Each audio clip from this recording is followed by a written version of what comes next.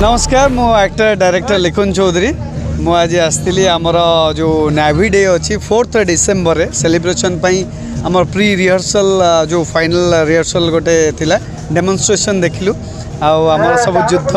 विमान आमर युद्ध जहाज फाइटर जेट जहाँ सब आम इंडियन आर्मी और इंडियन नेवी जहाँ सब रही से सब बहुत सुंदर डेमोन्स्ट्रेशन देखिलु आम बहुत एंजॉय कलु आम बाप पुओ बहुत एंजॉय कलु श्रीहान चौधरी तुम केमती एंजॉय कल ना बहुत भल लगे टीवी देखिल आखि देखिल केम लगा युद्ध विमान सब टीवी अपेक्षा एटा मत भल लगे कौन कौन सब देखिल देखली जहाज गुड़िक जेट गुड़िक हेलिकॉप्टर गुड़िक बड़ टैंकर सब देखिल हाँ सो यहीटा गोटे आम कहूँ जेटा आमर ओडिशा रे यहाँ हूँ आम सब बाहर विशाखापाटना कि अलग जगार सब देखा मिलूला ओडिशा रे हूँ आम पुरी आम निज घर ये